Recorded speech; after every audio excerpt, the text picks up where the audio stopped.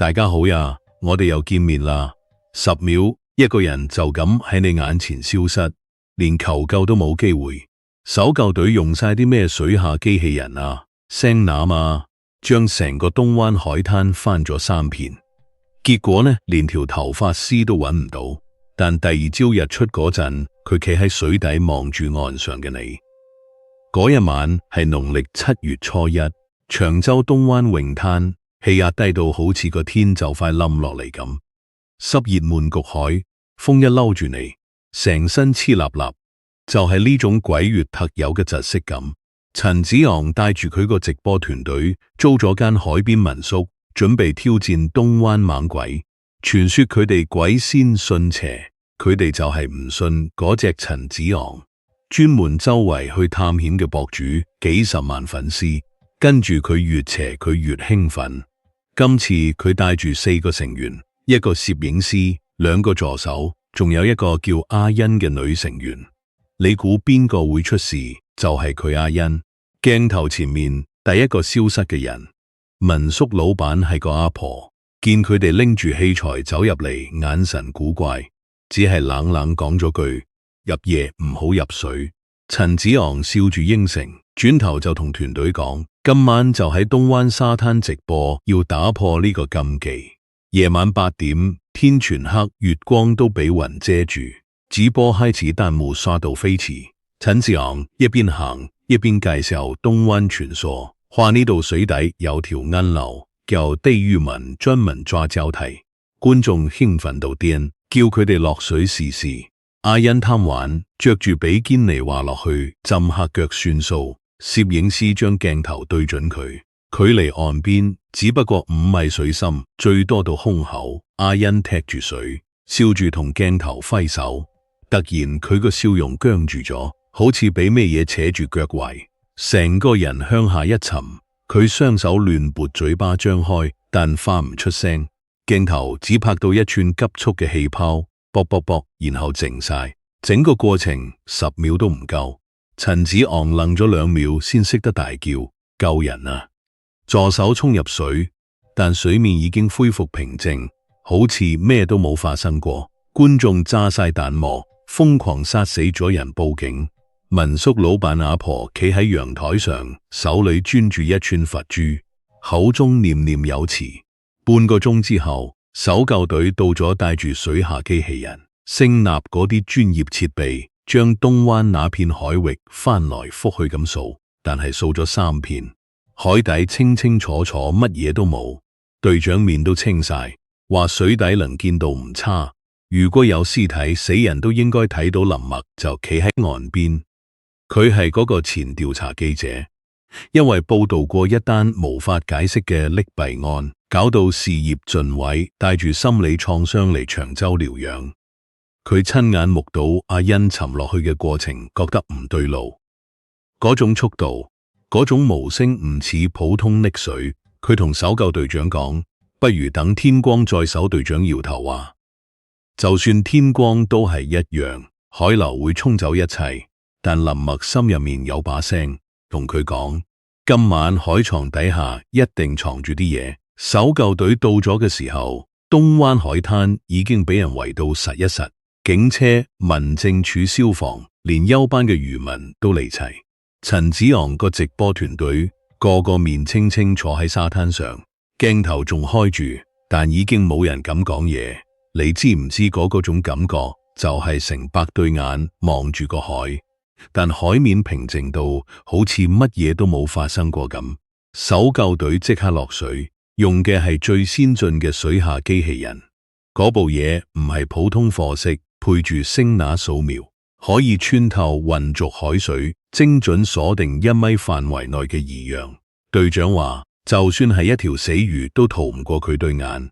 結果呢？機器人由東灣泳灘呢頭掃到嗰頭，來回3遍，成個海床翻咗一次，冇嘢，連嗰個女成員嘅拖鞋、手機一件隨身物品都揾唔到，就好似佢根本未落過水，憑空消失咁。你話奇唔奇怪？咁樣嘅結果，搞到所有人都開始心寒。隊長抹住額頭上嘅汗，細細聲同手下講：唔可能啊呢回事，5米水深，就算俾水沖走，都唔可能冇痕跡。嗰陣已經係凌晨1點，海風越吹越凍，唔係皮膚凍，係由骨子入面滲出嚟嗰種凍。林默企喺旁邊，一直冇出聲，但佢對眼冇停過，一直望住海面嘅某一處。佢心裏面有把聲講：呢件事有古怪，一定係。呢個時候有個漁民阿伯行埋嚟，遞咗支煙俾林默。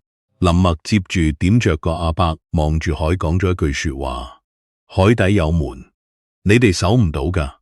林默一聽，即刻轉頭望實佢，但個阿伯已經轉身走咗，只留下一個背影。佢叫做阿添，係成個長洲最老嘅漁民。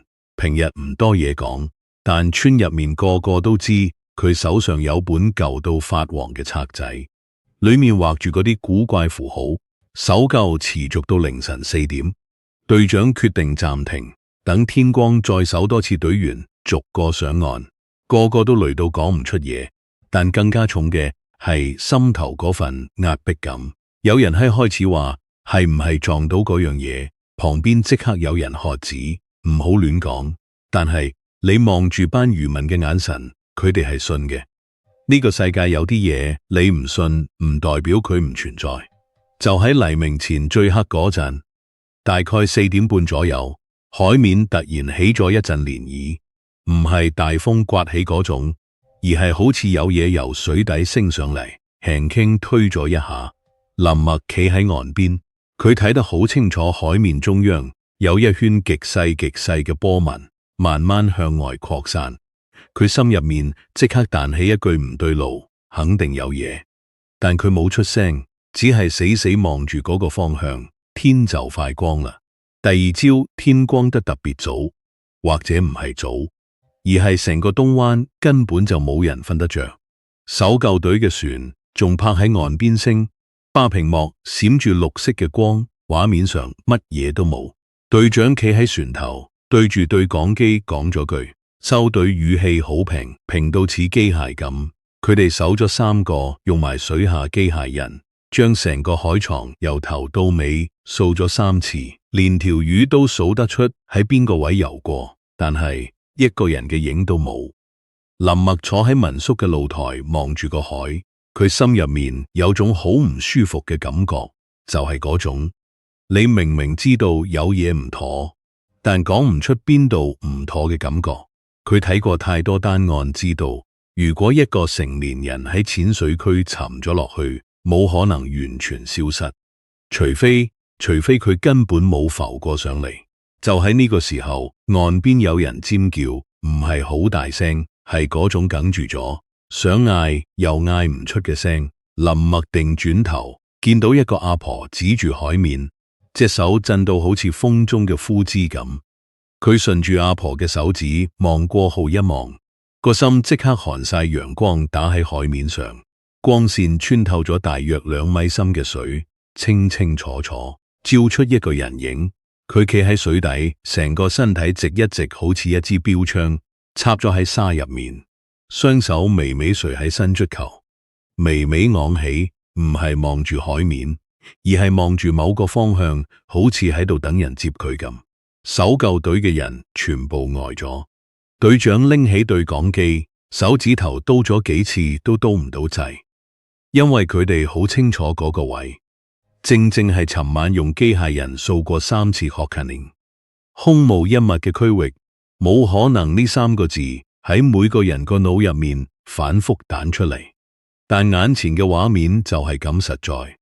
林默企起身行落沙灘，佢見到嗰條獅子或者係嗰個人頸上面鑽住一圈深色嘅嘢，唔係細，唔係布，而係一束一束，好似海草咁幼細嘅紋路，勒得好深，深到皮膚都凹陷落去。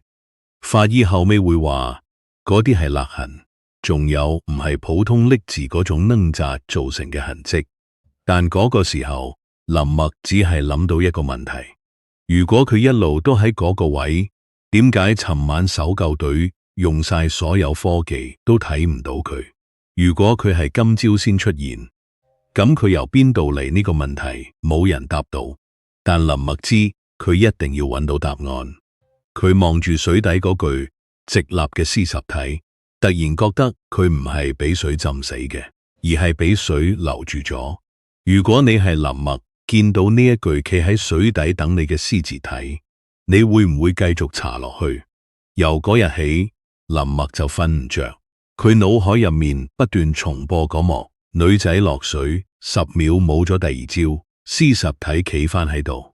呢種違和感真係好似一粒石頭塞住佢個心口，點推都推唔開。佢諗咗好耐，決定去揾阿添，嗰個成日一個人坐喺碼頭邊望住海唔出聲嘅老劍民村入面。啲人話佢有啲爹哋地，但林默覺得呢種人通常先係最清醒嗰個。佢揾到阿添嗰陣，阿添正喺度整理一張破爛嘅絨網。林默行埋去開門，見山就問東灣水底到底有啲乜嘢。阿添停低手，抬起頭望住林默，眼神好似望穿咗佢成個人咁。佢冇答問題，反而係叫林默坐低，然後從衫袋拎出一本發黃嘅老黃笺，攤開喺地下。佢指住其中一頁上面畫咗個圓圈，圈入面寫住地獄門3個字。阿添話呢個唔係傳說，而係佢阿爺嘅阿爺傳落嚟嘅。長洲東灣水底有一處人工堆砌嘅石陣，每到農曆7月，呢個石陣就會開門。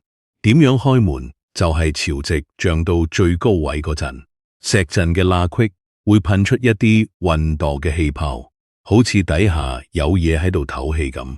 然後只要有人喺嗰個區域落水，10秒之內就會俾一股暗流扯落去，連掙扎都嚟唔切。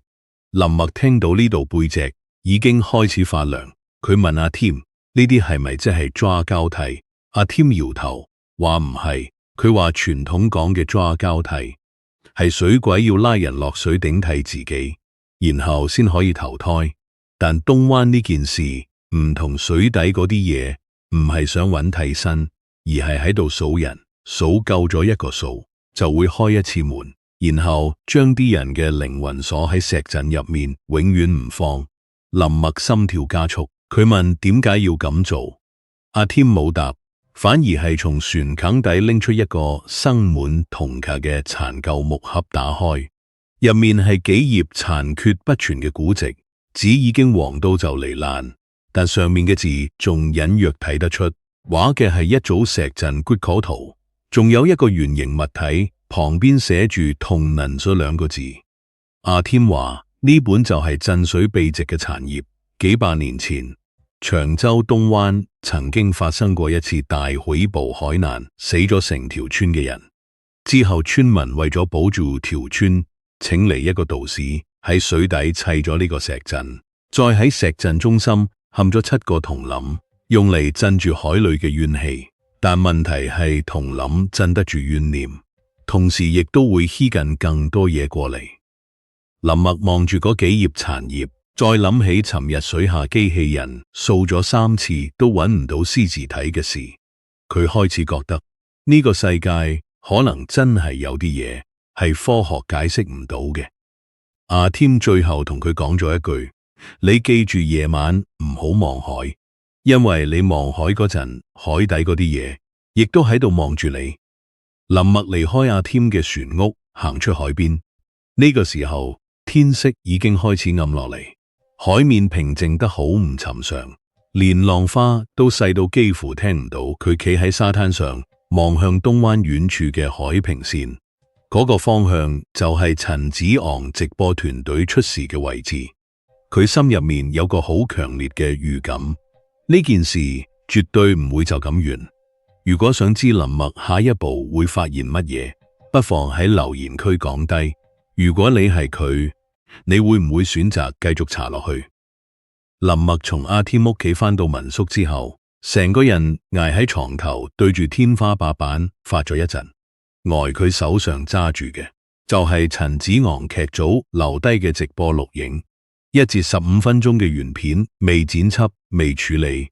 佢深吸一口氣，將記憶卡插落電腦，然後逐格咁睇。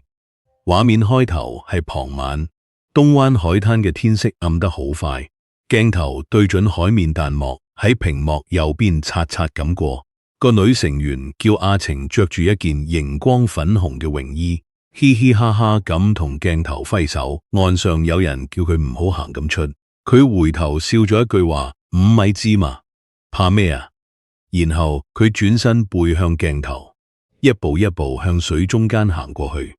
呢個時候，林默將畫面定格，佢將播放器嘅進度條拉到阿晴落水前大約3秒放大，調高對比到屏幕上面，水面之下有一道好淺好淺嘅陰影，唔似係魚，唔似係礁石，而係一團形狀唔規則、似有還無嘅暗色輪廓。佢再放大陰影邊緣，有啲模糊，但隱約見到某種結構，似係幾樓石頭堆埋一齊，中間仲有個黑點，好似一個洞咁。林默喐咗喐手指，繼續播落去。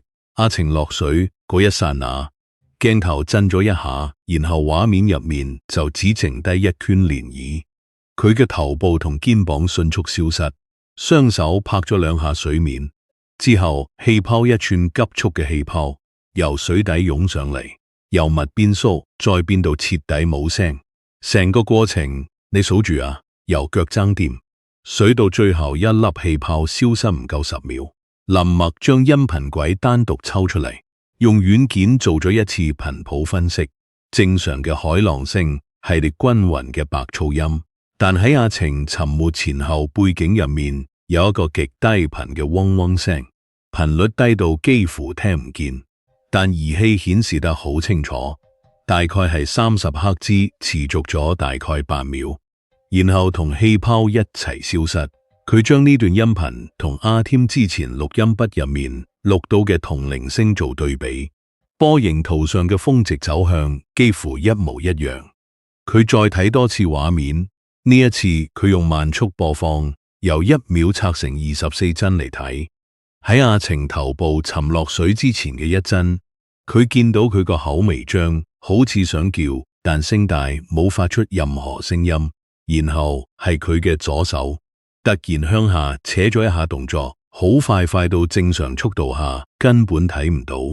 林默將幀數停喺嗰一格，阿晴嘅手腕位置有一條幼幼嘅半透明嘅線條纏繞住，似係水草，但又唔係，因為水草唔會主動收緊嘅。佢成個人彈起身，行到窗前，望住外面，窗外就係東灣海灘。夜晚嘅海面好平靜，月光灑落去，好似一匹黑布上面鋪滿碎銀。但佢知道呢塊布下面藏住嘅唔係魚蝦蟹咁簡單，而係一個由古人堆砌、用銅鈴封印、用血養咗幾百年嘅邪陣。阿添講過，地獄門唔係神話，而係一個物理空間。嗰個陰影可能就係石陣嘅入口。林默捻熄支煙，就攞起電話打俾阿添。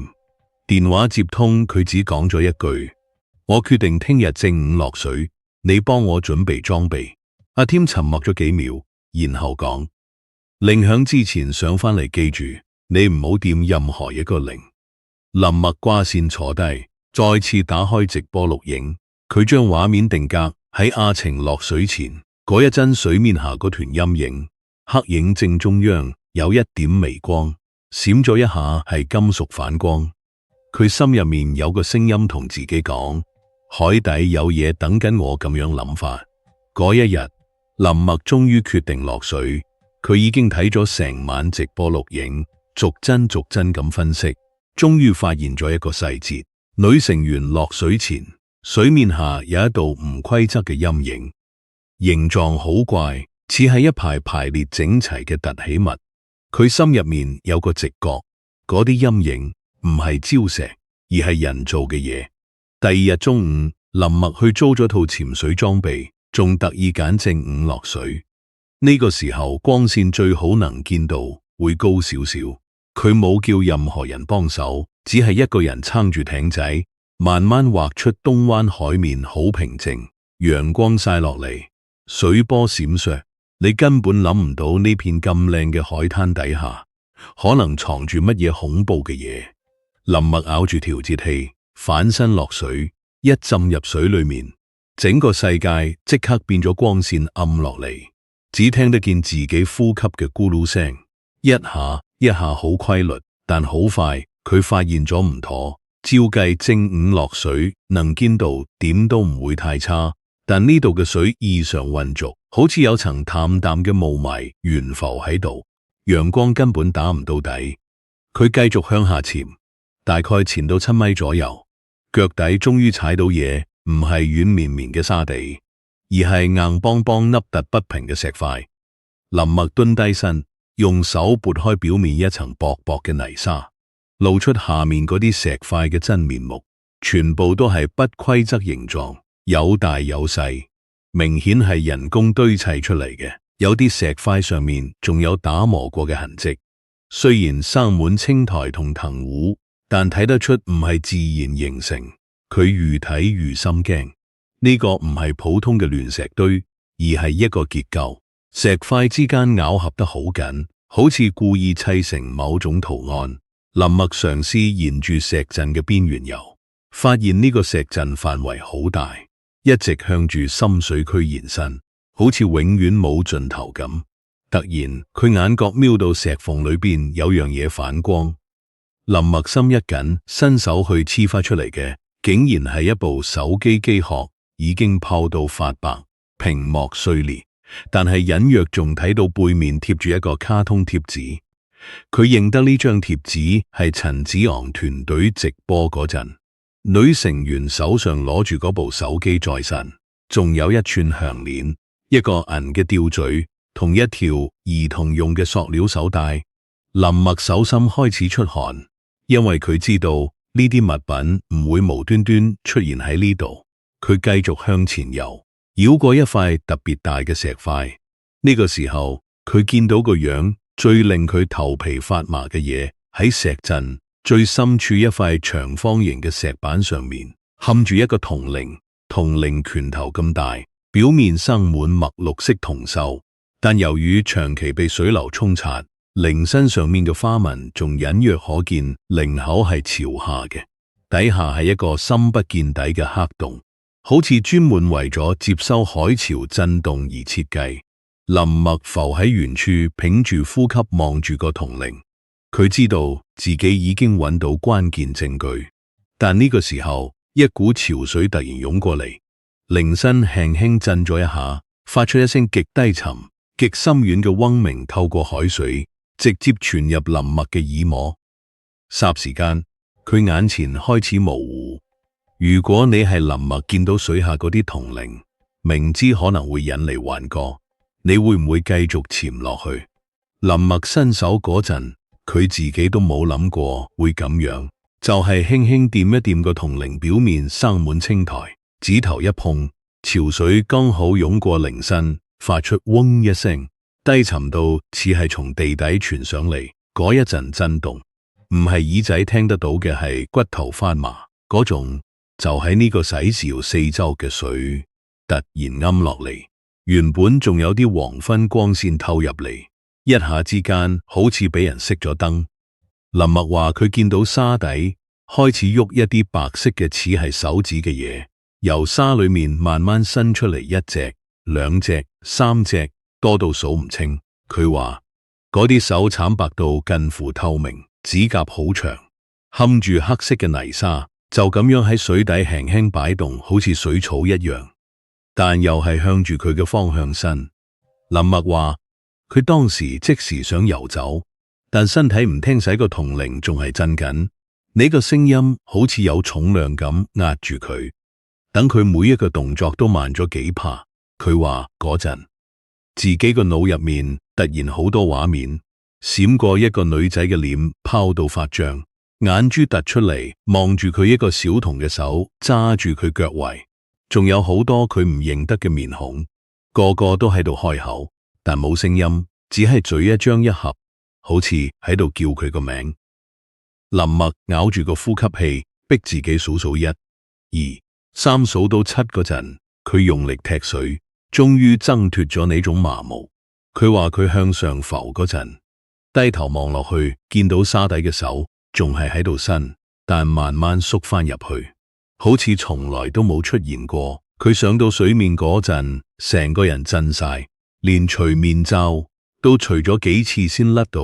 翻到船上，佢先發現左手前臂多咗一道青痕，唔係撞到嘅瘀傷，而係5條手指印，清清楚楚，好似俾人用力握過。佢用淡水沖咗幾次，嗰啲痕都冇退到。佢話嗰陣先真正感受到水底下嗰啲嘢唔係幻覺，係真係有嘢掂過佢。之後佢將防水相機入面嘅相片攞出嚟放大，睇銅鈴上面刻住一啲符號，唔似漢字，亦唔似東南亞嘅經文，反而似係某種幾何組合。佢將相片發俾一個做音頻分析嘅朋友，對比翻陳子昂直播錄影嗰段背景聲音，兩段音頻嘅低頻波形幾乎完全重疊，即係話女成員沉落去嗰陣，水底個銅鈴一樣震緊。呢個時候，林默坐喺民宿床邊，望住自己手臂嘅痕。佢話佢個腦入面只有一個問題：如果銅鈴係古代人放落去嘅，點解要放？係鎮住啲嘢，定係召喚啲嘢？如果係鎮住，咁佢掂咗之後，啲嘢係咪已經放咗出嚟？如果你係林默，見到水下嗰啲銅鈴，明知可能會引嚟幻覺，你會唔會繼續潛落去？林默上咗水之後，手臂上嗰道青痕一路冇消退，反而越嚟越深，就好似有條無形嘅手指喺皮膚底下慢慢畫緊啲嘢。佢心知肚明，呢件事唔係單靠潛水影相可以解釋得通，佢需要答案，而答案肯定就喺呢條村嘅歷史入面。第二朝，林默揾到村入面最老嗰幾個老人家，本來佢哋個個都唔多願講，但一聽到東灣水底4個字，面色即刻變晒。有個阿婆仲細細聲咁講咗句：你唔好再問啦，問得多命都冇嘅。但林默冇放棄，佢攞住阿添嗰本《震水秘籍殘頁》，一頁一頁攤開俾佢哋睇。就係呢個時候，有個白屋阿伯終於開口，佢話幾十年前長洲試過一次超級颱風，嗰陣啲海浪高到好似座山咁，成條村差唔多俾水淹晒死咗，好多人。之後村入面就秘密搞咗種叫鎮海祭祀嘅儀式，即係每年7月14要揀一個人觀住手腳，成個人沉入東灣水底嗰個石陣入面。佢哋話咁樣做就可以平息海龍王嘅怒氣，保住成條村唔再受災。林默聽到呢度個心都寒咗半截，佢追問邊個決定邊個去死。白福阿伯沉默咗好耐，先至細細聲講：發起呢個祭祀嘅人就係當年嘅老村長，而呢個老村長自己喺第一年祭祀之後人間蒸發，再冇人見過佢。有人話佢俾海帶走咗，有人話佢係自己行入個石陣嘅，因為佢發現呢個祭祀根本就唔係為咗保平安，而係為咗掩蓋一單更加恐怖嘅真相。林默越聽越覺得唔對路，佢問：咁現任村長呢？即係失蹤咗嗰位白噏阿伯嘅眼神突然閃過一絲恐懼。佢話現任村長嘅親叔叔當年就係反對祭祀嘅人之一，佢曾經公開講過呢個係殺人，唔係祭祀。結果冇幾耐，佢條屍帛就喺東灣沙灘俾人發現，頸上面有勒痕，同陳子昂團隊條女一模一樣。呢個時候，林默終於明白，呢個根本就唔係鬼故，而係一條由孔于同鮮血受出嚟嘅鎖鏈。每一代嘅村長都係用保護村落呢個名義去合理化殺人嘅行為。而家條鎖鏈就快要斷，但水底嗰啲銅沉已經等咗好耐。如果你係林默，明知再查落去可能會冇命，你會唔會繼續？由嗰日起，林默就喺村入面不停咁搜集關於村長失蹤嘅資料。佢發現咗一件好奇怪嘅事，村長失蹤之後，冇人報過警，冇人貼過尋人啟事，甚至連村委會都冇正式記錄過呢單嘢，就好似成個村夾埋一齊，呢個人憑空消失，然後大家當冇發生過一樣。嗰一晚，林默揾到阿添，兩個人喺海邊嘅士多坐低，阿添飲咗幾杯燒酒，飲到面紅耳熱，先至肯開口。佢話村長唔係失蹤，而係自己行入去噶。去年7月15就係鬼門關，最後一日，有人見到村長一個人行去東灣沙灘，着住一件白衫，赤腳一步一步咁行入水。當時有個夜釣客見到，以為佢想自殺，大聲嗌佢喂，但村長冇回頭。夜釣客想追上去，點知追到沙灘邊，個海面已經靜晒，水波都冇一下，連一圈漣漪都冇。第二朝，成個村都知咗呢件事，冇人報警，冇人出聲，因為佢哋心知肚明，村長去咗佢應該去嘅地方。林默問點解？阿添望住佢個眼神好複雜，佢話呢個就係禁忌。今年年頭有個後生仔喺東灣游水，差啲浸死。村長唔知發咩神經，明明見到嗰片水域有嘢浮緊，都照衝落水救人。搏命咁，佢將個後生仔拖翻上岸，但個後生仔當時已經冇咗呼吸。後來嗰個後生仔救翻咗，但村長嘅面色就一日比一日差。阿添話東灣水底嘅嘢每年都要湊夠數，年年如是，邊個打亂咗個數，就要佢自己填翻個位。村長救咗個人，就係等於搶走咗一個名額咁樣，個名額就要由佢頂上。林默聽到呢度忍唔住開口問：你之前唔係話過祭祀係村長編出嚟嘅謊言咩？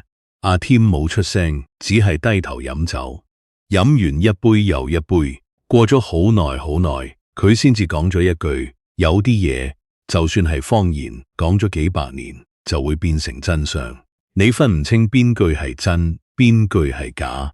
林默住咗一晚，第二日佢繼續查，佢發現村長失蹤之前曾經寫過一封信，收埋喺屋企櫃桶底。嗰封信得幾行字大意，就係我對唔住，我試過打破呢個循環，但發現佢唔會停。我已經太老，行唔到更遠嘅路，只能自己行落去。希望有一日啦，有人可以真正解開呢個局。林默睇完封信，隻手震咗一下，佢先意識到村長唔係受害者，而係一個早就知道自己結局嘅人。佢選擇咗自己犧牲，去維護一個佢推翻唔到嘅秩序。呢個時候，林默心入面浮起一個問題：如果連村長都打唔破呢個循環，咁我做到嗰啲咩？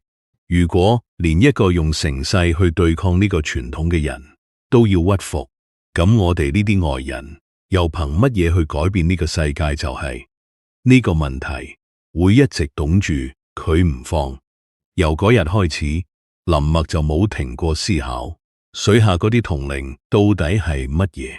佢將之前潛水影到嘅相、銅鈴嘅聲音頻譜，阿添俾佢嗰本鎮水秘籍嘅殘頁，全部攤晒喺民宿嗰張台上面，一邊睇一邊用支筆喺紙上畫來畫去，畫咗成晚，終於得出一個結論：水下嗰個石陣唔係普通嘅祭祀場所，而係一個能量錨點。即係點解呢？林默發現銅鈴個位置經過精心計算，正好坐落喺3個潮汐方向交匯嘅點上。每一次潮水湧過，銅鈴俾水流一推，就發出極低頻率嘅震動。呢種震動唔係你耳朵聽到嗰種聲波嚟嘅，而係直接傳到人腦，影響你個神經系統，令你產生幻覺、方向感混亂，甚至呼吸節奏都亂晒。咁點解會10秒沉沒啊？因為嗰班受害者一落水就被銅鈴嘅低頻共振擊中，瞬間迷失方向，再加埋水底石嗰陣形成嘅暗流渦旋，一拉一扯，一個人喺10秒之內就完全喪失反抗能力。你唔係被鬼拉，你係俾物理能聲學雙重夾擊，自己行入去送死。至於點解屍體會出現直立姿勢，林默發現石真中心嗰塊石頭其實係一塊天然磁石，磁石產生嘅微弱磁場對屍體入面嗰啲鐵質同氯化鈉有吸引力，所以屍體會被慢慢扯正，變成好似企喺水底等人咁樣。恐怖背後其實就係一套好古老、好精妙嘅物理機制。但林默唔會叫佢純科學，佢話呢個石陣係幾百年前古人用嚟寄生怨念而建嘅。佢哋利用銅鈴同磁石，將嗰啲死於海難、冤屈不散嘅靈魂鎖定喺水底，變成一種寄生性靈異能量。呢種能量唔會主動殺人，但佢會製造幻覺，引誘你相信水底有溫暖、有安全、有出口。等你心甘情願一步步行過去，就好似你明明見到前面係懸崖，但佢令你覺得懸崖下邊係一張床，你仲想跳落去瞓覺。林默望住桌上嗰張手繪圖，沉默咗好耐，然後佢自問咗一句：如果呢啲推論係真，咁點解幾百年前啲人要建呢個陣，係為咗保護條村，定係為咗囚禁某種佢哋控制唔到嘅力量？答案就喺下一章。但呢一刻，銅鈴聲忽然從窗外傳進嚟，又係潮漲時候問題俾你。如果你係林默，你信唔信呢個能量寄生嘅解釋，定係你寧願相信真係有鬼？7月14嗰日天光之前，成個長洲嘅氣壓低到令人心口發悶。林默冇瞓過，佢坐喺民宿窗邊，望住東灣嗰片黑沉沉嘅海，海面異常平靜，連浪花都好似被抽走咗聲音，成個世界靜都靜到，你會以為耳膜穿咗，佢心入面清楚。呢種靜就係暴風雨前夕嗰種死寂天朗光嘅時候，村入面傳嚟一陣低沉嘅鑼聲。林默心諗嚟啦，佢偷偷跟住聲音行穿過村後嘅小路，嚟到東灣偏僻嘅一處石灘，嗰度聚集咗10幾個老人家，個個着住黑色衫，神態肅穆，好似準備緊一場古老嘅儀式。阿添企喺最前頭手，揸住一支點着嘅黃香煙壺，喺潮濕嘅空氣中散得特別慢。打晒轉石灘中央放咗一塊扁平嘅大石，石上鋪住紅布，紅布上面擺咗個鐵籠，籠入面竟然係一個後生女仔，昏迷唔醒。林默認得佢係琴晚入村住民宿嘅一個背包客，仲朝頭早先見佢喺海邊影相。佢心頭一寒，原來所謂嘅封海儀式係要攞活人祭海。林默衝出去，大喝一聲住手！老人家們嚇咗一跳，有人認出佢係嗰個外來記者，即刻面色大變。有2個粗壯嘅村民擋住佢，叫佢唔好管閒事，話呢個係幾百年嚟嘅規矩，破壞咗成條村都會遭殃。就喺呢個時候，阿添慢慢轉過身，佢望住林默，眼神唔係憤怒，而係一種好複雜嘅疲倦，好似佢等緊有人嚟阻止。佢已經等咗好多年。阿添開口把聲沙到好似風乾咗嘅樹皮，佢話停手啦，冇用噶，呢個祭字根本冇用噶。全場靜晒，老人家們面面相反。有人問佢講乜嘢流線嘢，阿添將支黃香插喺石縫入面，然後慢慢跪低，一手掀開紅布。佢話佢阿爺就係當年鎮海祭祀嘅主理人，佢細個嗰陣親眼見過3次獻祭，每一次佢哋將人沉入石陣。第2朝銅鈴聲照樣響，海面照樣有人死，冇一次停過。佢話呢個祭祀由始至終都係歷代村長編出嚟嘅一個大話。目的唔係保平安，而係為咗控制村民，令大家唔敢出海太遠，唔敢質疑權威，用恐雞嚟維持秩序，代代相傳，傳到連自己都啱埋佢話。每一次有人死，村長就會話睇下午搞祭祀嘅下場。但實際上呢啲死根本係因為石陣本身就係一個勤陣唔關憲制事，將人推落去只係多一個冤魂，令個陣更加惡。老人家們聽完，有人震驚，有人慄怒，有人掩住面喊出聲。有個婆婆指住阿添大罵，話佢破壞祖訓，會害死全村人。但阿添只係搖搖頭話：我已經守咗呢個秘密幾十年。我阿爺臨死前叫我一定講出嚟，但我驚到唔敢講。今日終於講得出口，就係呢個時候。林默耳邊突然傳來一陣極低嘅銅鈴聲，係海入面傳上嚟嘅，沉到好似拍喺心口度。佢回頭望海，海面冇浪，但水底下有嘢喐緊。就喺呢個時候，海灘上面嘅人全部呆晒。阿添嗰句祭字根本冇用，只係歷代村長編出嚟嘅溫言一出口，成個氣氛凍到好似凝固咗咁。有幾個老村民面都青晒，嘴唇震到講唔出嘢。你諗下，佢哋幾代人年年7月14偷偷摸摸犧牲一條人命，以為自己係保護家園嘅英雄，結果原來係俾人呃咗幾十年。呢種打擊唔係話一句對唔住就過得去㗎。有人開始喊，有人跪喺沙灘上拜天，有人衝過去想打阿添。林默攬住佢哋大聲話：而家唔係追究責任嘅時候，報咗警先，警方好快嚟到。但你知啦，呢啲神怪嘢，警方點會信？佢哋淨係見到一班村民用迷藥迷暈咗個外嚟遊客，非法禁錮。呢樣嘢夠拉人㗎。幾部警車停喺海灘入口南，紅燈閃爛，村民一個一個被帶走。成件事睇落好似告一段落，但係林默心入面一直有條刺。佢望住海面，雖然風平浪靜，但總覺得海底有啲嘢喺度蠕動。佢冇估錯，就喺警方準備收隊嘅時候，海灘嘅沙突然一震，係真係震，好似地牛翻身咁。啲人腳下一歪，差啲企唔穩。然後一陣低沉嘅銅鈴聲由水底傳上嚟，唔係幻覺，係真係有聲。嗰種聲唔似普通鈴棒，而係好似喺密封嘅銅鐘入面敲打，嗡嗡作響，震到心口都跟住佢跳海面開始翻騰。原本平靜嘅浪忽然變成一個個旋委水花蛙，蛙聲往上湧，就好似海底有個巨型風扇開咗最大檔，一條水柱直直射向天，足足有2層樓咁高。沙灘上嘅人嚇到四散，警察拔出配槍，但佢哋知呢啲嘢開槍冇用。林默望住阿添，阿添面色死灰，佢喃喃自語：冇咗祭祀能量失衡，佢暴走啦。林默呢個先知衰，原來嗰個所謂嘅祭祀雖然係謊言，但幾百年嚟一直有人犧牲，其實係用命嚟餵飽水底嗰個寄生性靈異能量，令佢穩定落嚟。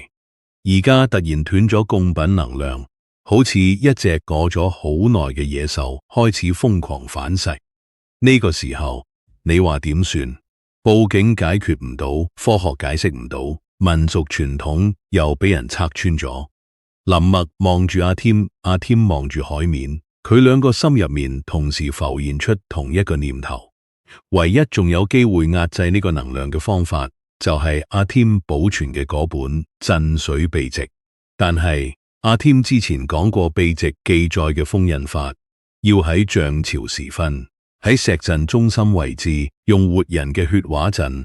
林默企喺沙灘邊，浪花已經打濕咗佢對腳，佢望住嗰條越嚟越高嘅水柱，心入面得一個問題：為咗救呢個島，係咪又要犧牲一條命？如果係，佢哋啱先拆穿祭祀嘅意義又喺邊度？由嗰日起，長洲東灣好似恢復咗平靜，沙灘重新開放俾遊客民宿，老闆繼續招呼客人，就連阿添都話水底嘅銅鈴暫時冇再響過。林默離開之前，同阿添飲咗最後一杯茶，兩個人都冇再提嗰晚嘅事，佢只係話咗句你保重，然後就搭船走咗，好似一切已經完結，好似個故事就係咁樣收尾，但係就係有啲嘢係冇辦法復原嘅，即係你喺沙灘上踩咗個腳印，就算海浪冚過無數次，嗰個形狀依然留喺沙底下。你明唔明？東灣嘅水下石嗰陣，仍然靜靜咁躺喺嗰度，銅鈴嘅表面生滿青苔，好似沉睡咗。但係只要你低頭望住海面，你就會隱約感覺到有啲嘢喺水底望返你。嗰一日黃昏，夕陽將成個海灘染成橙紅色。一位年輕嘅女遊客獨自一人行到東灣盡頭，佢脫咗鞋，赤腳踩住微暖嘅沙，一路行到水邊。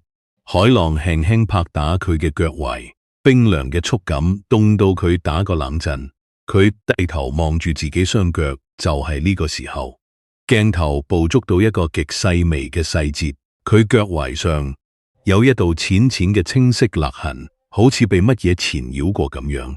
佢蹲低身，伸手摸咗摸，然後抬起頭望向遠方嘅海平線，嘴角微微向上翹，露出一個莫名其妙嘅笑容。呢個時候，海風突然停咗，四周好安靜，安靜到只有海浪聲，一下一下好似心跳。佢企起身，慢慢行前多一步，海水淹沒到佢嘅膝蓋，然後佢停下咗，就好似喺度等緊乜嘢咁。畫面就此定格黑屏，銅鈴嘅聲音由遠到近，由弱到強，漸漸淹沒一切。你話呢個故事講嘅係鬼魂，係水怪，定係人性嘅黑暗？其實都係，又都唔係佢講嘅，係人類點樣用恐懼嚟製造禁忌，再用禁忌嚟合理化自己嘅殘忍。你以為打破咗循環，但循環從嚟冇停過，佢只係換咗個形式，換咗個人繼續運行。潮汐每日都有，但東灣嘅水底永遠有個聲音喺度等緊下一個回答。如果你有一日去長洲，記得入夜唔好望海。如果見到水底有紅布漂浮，千祈唔好拉。如果你聽到銅鈴嘅聲音，就當係風聲啦。喂，你話嗰個女遊客最後見到乜嘢？佢腳圍上嘅勒痕係新痕定舊痕？佢嘅笑容係因為睇到日落太靚，定係聽到咗嗰個召喚評論區？等你講俾我知。如果你鍾意呢種用民族同懸疑交織嘅講故事手法，記得訂閱頻道，打開個小鈴鐺。我哋下一條片再見。又或者你親自去東灣行一趟就知答案。